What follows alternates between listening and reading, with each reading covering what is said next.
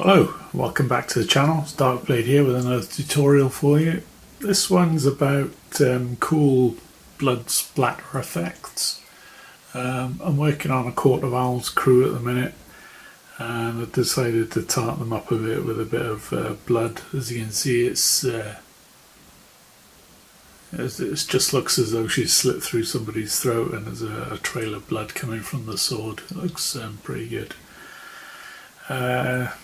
Something a bit different. So this episode will be all about how I went about that process. What I'll be using is this two-part resin kit. You can get it off eBay. It lasts quite a while. We're going to use that to go over the cotton wool. So you need a few cotton wool buds, or cotton wool rolls. These are, you can unravel them. What I've done, I've cut a few out, and I'm going to tape them to the side of these sample pots, and just basically coat the resin over the top of the cotton wool. So let's crack on. So what we've done is cut some strips of the cotton wool. I'm just going to pull it apart. Try and make some what you think might be some interesting shapes. Get some holes in there for voids, and I'm going to stretch this over the sample cup. Tape it into position.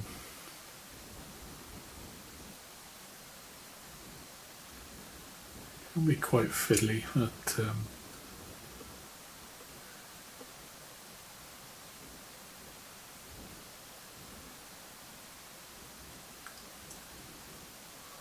no, plenty of holes, so go across the cup. Let's get scissors and cut that bit off. If you get any substantial wastage, just cut it and you can stretch it out over another cup. I think that one's big enough that way actually, so I'll stretch it this way as well,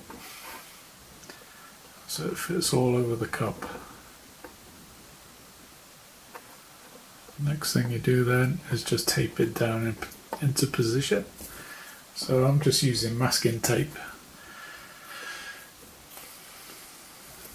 It doesn't have to be this one, if you've got sellotape or something like that, just use that. I'll sellotape around the cup.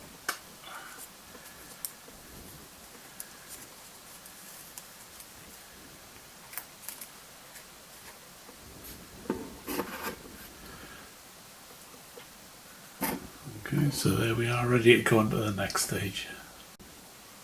Okay, so prepared another 5 off camera. It's always good to work in batches, especially when you're using resin. You can sometimes get a lot of wastage, especially when you're measuring it out. So if I do get about 6 ready, maybe I'll have enough resin to do 4.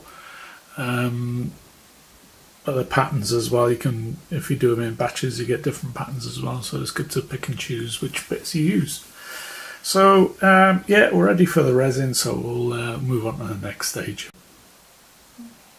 Okay, so we've got the resin ready with 2 parts of the large bottle, 1 part of the smaller one.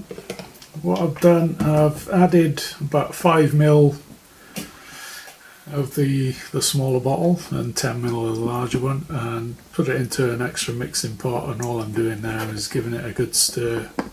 You don't have to worry about getting any air bubbles in this, because it doesn't really matter because it's going across the cotton wool. What does matter is that you give it a good mix.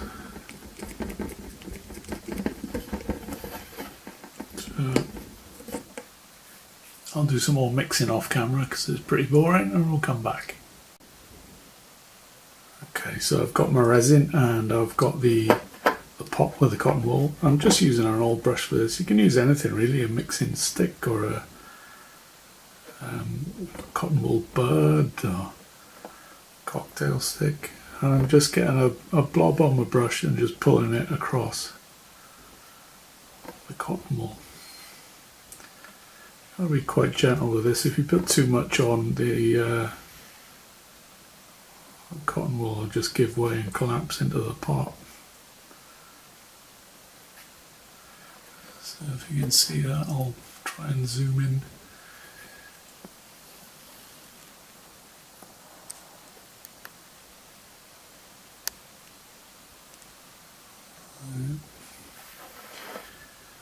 Okay, so that's that one done. Okay, so there's a closer look. You can see some of the droplets that have formed on top of the cotton wool. I'm just going to leave that dry now. It takes about 24 hours for it, and we'll come back and follow on from there now. Okay, so the resin's all dry now. What I'm going to do is pick one of them and cut out one of the bits that I think will look good, and we'll carry on from there. Okay, so what I've done now, I've cut it off the top of the cup, and I'm quite liking this bit here. So what I'm going to do, I'm going to trim around it and then straighten up the edge, because I know it's got to fit on a flat straight edge like a sword. Because it's a bit uneven there, you're going to need to trim it down so it fits on the edge of the sword properly. So that's what I'll do next, and then it's just a case of gluing it on. So it's always good to do a test fit to start. I've taken the piece of blood that I had on there originally. I wasn't really happy with that one, so I've taken it off. So do a test fit. It's just about right. So you can either use like a water effects or a gloss varnish to attach it, but because it's not very sturdy, I'm going to actually use super glue. So I'll super glue it about there. Yeah, and I'll move on to the next stage. Okay, so it's glued into position now. Because it was quite flimsy, I added a bit of super glue going down to strengthen it, and then use an accelerator or an activator. Use an activator then to activate the super glue so it hardens quickly, and it's become more sturdy now, so that's pretty good. So what I'm going to do now is move on to the actual painting stage, and for that I have got Blood for the Blood God to speed things up. I usually use Tamiya clears, but I wanted to get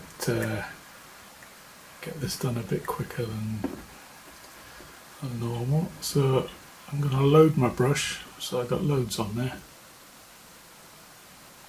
I'm using a dry brush size. I'm just going on there. And a good thing about using the Blood for the Blood God is that any stray hairs from the cotton wool will automatically get covered and then bound towards the main body of it, so you don't see them, which is an added bonus. And I'm just going to turn it over and do the other side.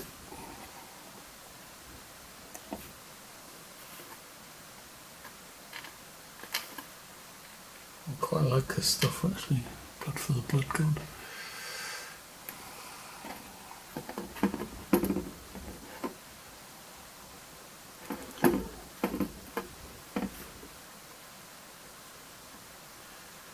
Okay, so we'll leave that dry.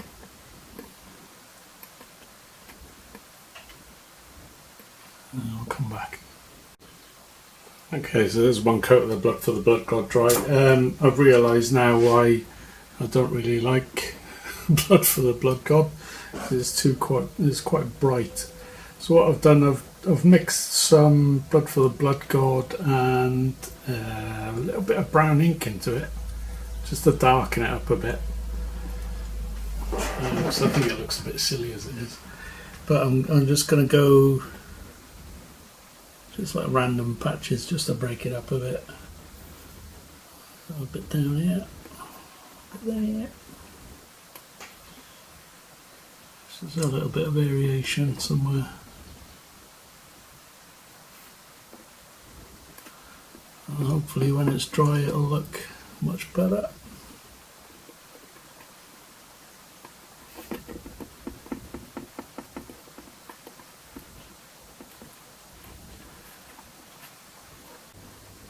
Okay, so that's it dry now. As you can see, it's quite thin as well. I'm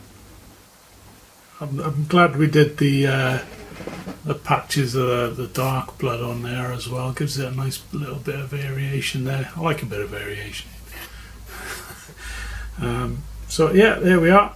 Hope you enjoyed it, and give it a go. I realise the resin is a bit of a faff, but it does give a really nice effect, and you can use it. If you do a batch, you can use it for loads and loads of models. So yeah, give it a go and enjoy.